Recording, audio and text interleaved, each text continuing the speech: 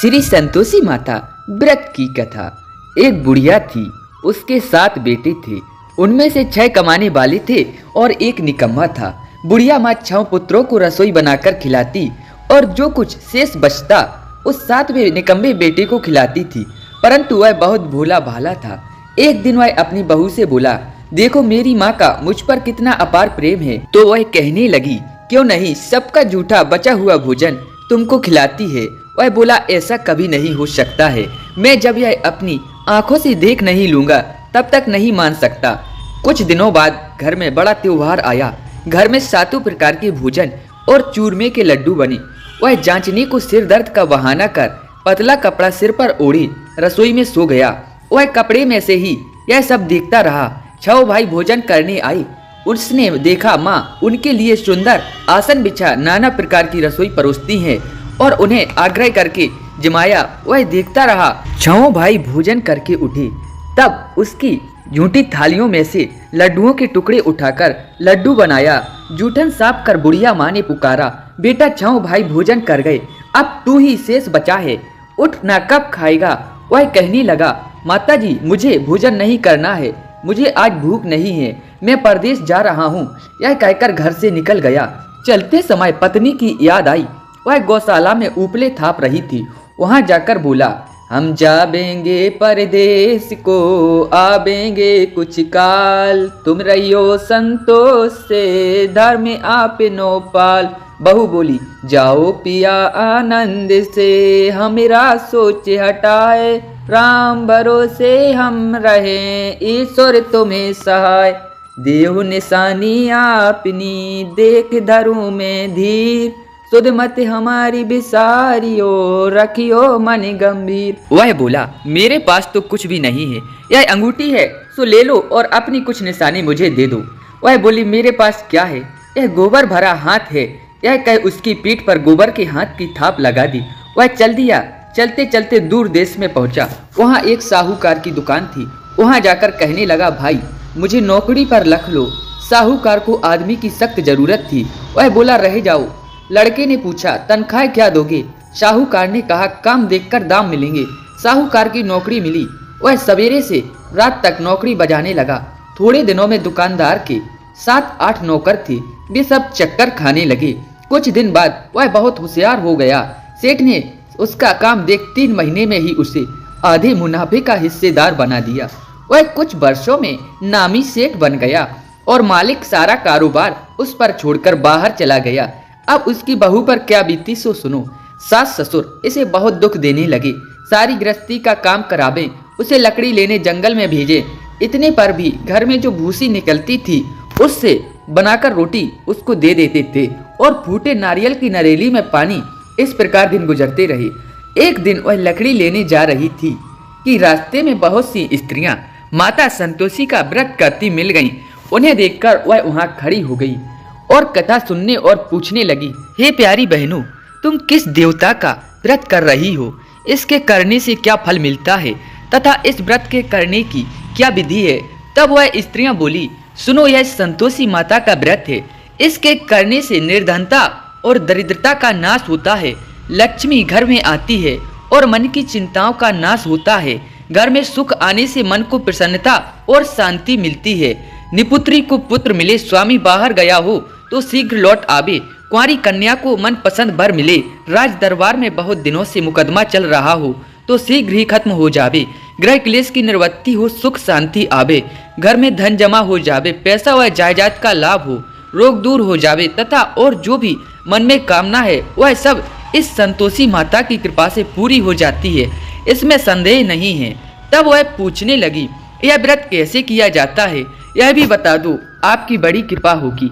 वह स्त्रियां कहने लगी, सवा हिसाब का गुड़ और चना लेना, श्रद्धा न हो तो सवा पैसे का ही लेना, यह सवा रुपए का सहूलियत के अनुसार लेना, बिना परेशानी श्रद्धा और प्रेम से जितना बन सके सवाया लेना। प्रत्येक शुक्रवार को निराहार रहकर कथा कहना या सुनना, परंतु इसके बीच में क्रम नहीं टूटे, लगातार नियम पूर्वक करना। सुनने वाला कोई ना मिले तो घी का दीपक जला उसके आगे जल के पात्र को सामने रखकर कथा कहना, परंतु नियम ना टूटे। जब तक कार्य सिद्ध ना हो तब तक नियम का पालन करते रहना और कार्य सिद्ध हो जाने पर व्रत का उद्यापन करना। 3 मास में माता फल पूरा करती हैं। यदि किसी के ग्रह खोटे हों तो भी माता 1 वर्ष में कार्य सिद्ध कर ही देती हैं। फल सिद्धि होने पर उद्यापन करना चाहिए, बीच में उचित नहीं है। उद्यापन 2.5 किलो आटे का भोजन तथा इसी परिणाम से खीर और चने का साग करना। 8 लड़कों को भोजन कराना। जहाँ तक हो सके देवर जेठ भाई बंधु के हों और कुटुंब के ना मिलें तो रिश्तेदारों और पड़ोसियों के लड़कों को भोजन कराना।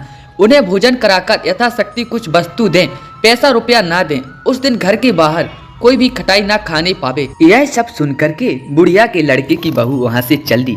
रास्ते में लकड़ी के बोझ को बेच दिया और उन पैसों का गुड़ और चना ले माता के व्रत की तैयारी की। आगे चली और सामने मंदिर देखकर पूछने लगी, यह किसका मंदिर है? लोग कहने लगे, संतोषी माता का मंदिर है। यह सुन माता के मंदिर में जा माता के चरणों में लूटने लगी और दीन हो विनती करने लगी, माँ मैं निपट मूर्ख हूँ, व्रत के नियम कुछ नहीं जानती, मैं बहुत दुखी हूँ। हे माता जगत जननी मेरा दुख दूर करो, मैं तेरी शरण हूँ। माता को दया आई। एक शुक्रवार बीता कि दूसरे शुक्रवार को ही उसके पति का पत्र आया और तीसरे को उसका भेजा हुआ पैसा। यह देख जेठ जेठानी मुझे सिकोड़ने लगे, इतने दिन में इतना पैसा आया, इसमें क्या बढ़ाई है? लड़के ताने देने लगे। काकी के पास अब पत्र आने लगे, रुपया आने लगा। अब काकी की खातिर बढ़ेगी। अब काकी बोलने पर भी नहीं बोलेगी। बेचारी सरलता से कहती, भैया पत्र आवे, रुपया आवे तो हम सबके लिए अच्छा है। ऐसा कहकर आंखों में आंसू भरकर संतोषी माता के मंदिर में जा मातेश्वरी के चरणों में गिरकर रोने लगी। माँ मैंने आपसे पैसा रुपया कब मांगा है? मुझे पैसों से क्या काम है? मुझे तो अपने सुहाग से काम है। मैं तो अपने स्वामी के दर्शन और सेवा मांगती हूँ। तब माताजी ने प्रसन्न होकर कहा, जा बेटी तेरा स्वामी आएगा। यह सुन सुखी से बावली हो घर में जा काम करने लगी। अब संतोषी माँ विचार करने लगी, इस भोली पुत्री को मैंने कह तो दिया कि तेरा पति आएगा, पर आएगा कहाँ से? वह तो इसे स्वप्न में भी याद नहीं करता है। उसे याद दिलाने के लिए मुझे जाना पड़ेगा। इस तरह माताजी उस बुढ़िया के बेटे के पास स्वप्न में जा प्रकट हो कहने लगी, साहूकार के बेटे सो रहा है या जागता है? वह कहने लगा, माता सोता भी नहीं जागता भी नहीं हूँ, बीच में हूँ, कहो क्या आज्ञा है? माँ कहने लगी, तेरे घर बार है या नहीं? वह बोला, मेरा सब कुछ है माताजी, माँ बाप है, भाई बहन है, बहू है, क्या कमी है? माँ बोली, भोले पुत्र तेरी बहू घोर कष्ट उठा रही है, तेरे माँ बाप उसे बहुत दुख दे रहे हैं, वह तेरे लिए तरस रही है, तू उसकी सुधि ले। वह बोला, माताजी यह मुझे मालूम है, परंतु कैसे जाऊं? परदेश की बात है, लेन देन का कोई हिसाब नहीं है, जाने का रास्ता कोई नजर ही नहीं आता है, कैसे जाऊं? माँ कहने लगी, मेरी बात मान, सवेरे नहा धोकर संतोषी माता का नाम ले, घी का दीपक जला दंडवत कर दुकान पर जा बैठ, देखते ही देखते तेरा सब लेन देन चुक जाएगा, साझ होते होते धन का भारी ढेर लग जाएगा। अब वह सवेरे बहुत जल्दी उठ भाई बंधों से अपने सपने की बात कहता है। वे सब उसकी अनसुनी कर दिल लगी उड़ाने लगे, कहीं सपने भी सच होते हैं कहने लगे। एक बूढ़ा बोला, देख भाई मेरी बात मान, इस प्रकार सांच झूठ के बदले में देवता ने जैसा कहा है वैसा करने में क्या जाता है तेरा। अब बूढ़े की बात मानकर वह नहा धोकर संतोषी माता को दंडवत कर घी का दीपक जला दुकान पर जा बैठता है। थोड़ी देर में क्या देखता है कि देने वाले रुपया लाने लगे, कोठे भरे सामानों के खरीदार नगद दाम दे सौदा तय करने लगे और शाम तक धन का ढेर लग गया। मन से माता का नाम ले चमत्कार देख प्रसन्न हो घर ले जाने के वास्ते गहने कपड़ा और सामान खरीदने लगा और यहाँ के काम से निपट तुरंत घर को रवाना हुआ। वहाँ बहू बेचारी जंगल में लकड़ी लेने जाती और लौटते समय माता जी के मंदिर में विश्राम करती है, क्योंकि वह तो उसके रुकने का स्थान ठहरा है। धूल उड़ती हुई देख वह माता जी से पूछती है, हे माता रानी यह धूल कैसे उड़ रही है? माता जी कहती है, हे पुत्री तेरा पति आ रहा है, अब तू ऐसा कर कि लकड़ियों के 3 बोझ बना ला, एक नदी के किनारे रख और दूसरा मेरे मंदिर पर और तीसरा अपने सर पर रख। तेरे पति को लकड़ी का गट्ठा देखकर मोह पैदा होगा, तब वह यहाँ रुकेगा और भोजन बना खाकर अपनी माँ से मिलने जाएगा। तब तू लकड़ियों का बोझ उठाकर जाना और बीच चौक में गट्ठा डालकर 3 आवाजें जोर से लगाना कि सासू जी लकड़ियों का गट्ठा लो और भूसी की रोटी और नारियल के खोपड़े में पानी दो। आज कौन मेहमान आया है, आज कौन मेहमान आया है? बहुत अच्छा माता जी, बहुत अच्छा। ऐसा कहकर वह प्रसन्न हो लकड़ियों के 3 गट्ठा ले आई और एक नदी पर एक माता जी के मंदिर पर रखा। इतने में ही मुसाफिर आ पहुंचा। लकड़ी सूखी देख उसकी इच्छा उत्पन्न हुई कि आज अब यहीं निवास करें और भोजन बना खा पीकर गांव को जाएंगे। इस प्रकार रुककर भोजन बना विश्राम करके वहां अपने गांव को प्रस्थान हुआ। वह गांव को गया, सबसे प्रेम से मिला और उसी समय बहू सिर पर लकड़ी का गट्ठा लिए मतवाली हो आती है और लकड़ियों का भारी बोझ आंगन में डाल जोर से 3 आवाजें देती है। लो सासू जी, लकड़ियों का गट्ठा लो और भूसी की रोटी और नारियल के खोपड़े में पानी दो। आज कौन मेहमान आया है, आज कौन मेहमान आया है।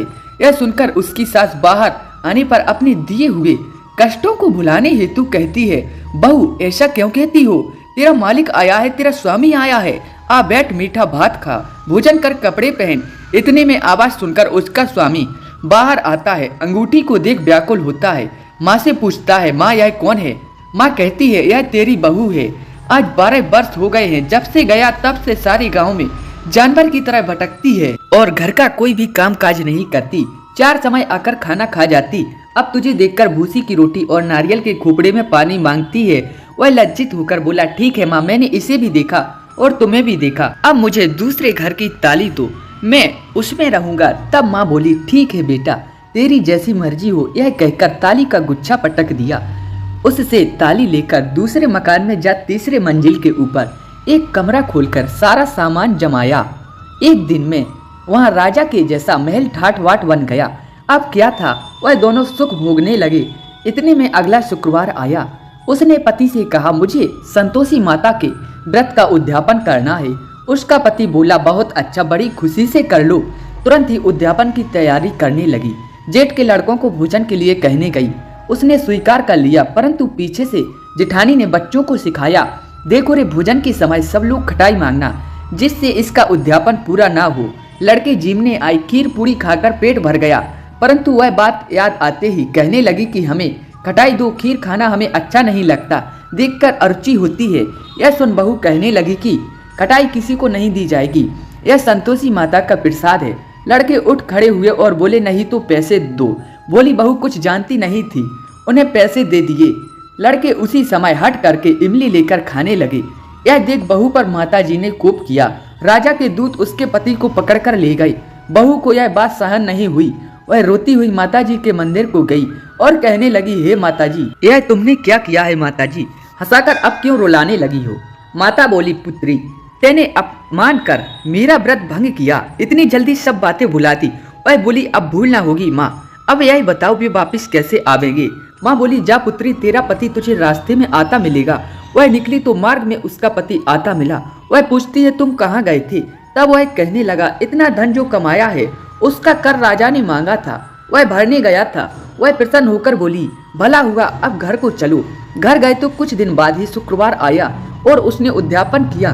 वह फिर जेठ के लड़कों को भोजन की कहने गई। जेठानी ने लड़कों को सिखा दिया कि तुम सब भाई पहले की तरह खटाई मांगना।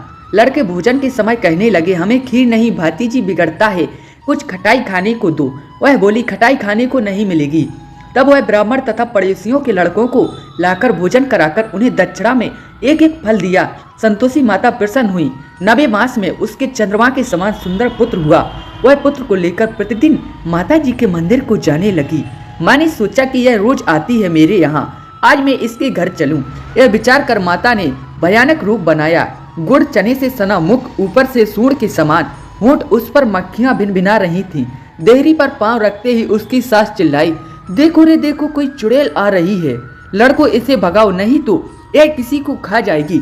लड़के उठकर भागने लगे, चिल्लाकर खिड़की बंद करने लगे। बहू रोशनदान में से देख रही थी। प्रसन्नता से पगली बन चिल्लाने लगी, आज मेरी माता जी आई हैं, आज मेरी माता जी मेरे घर आई हैं। वह बच्चे को दूध पीने से हटाती हैं। इतने में तो उसकी सास का क्रोध टूट पड़ा। इतने में माँ के प्रताप से लड़के ही लड़के नजर आने लगे। वह बोली, माँ, जिसका मैं व्रत करती हूँ यह वही संतोषी माता है। इतना कहकर झट से सारे घर के किवाड़ खोल दिए। सबने माता जी के चरण छुए। इस प्रकार माता प्रसन्न हुई। उस बहू को प्रसन्न होकर माता जी ने जैसा फल दिया वैसा माता सबको दे। जो उसकी कथा को पढ़े उनके मनोरथ पूर्ण हों। बोलो संतोषी माता की जय।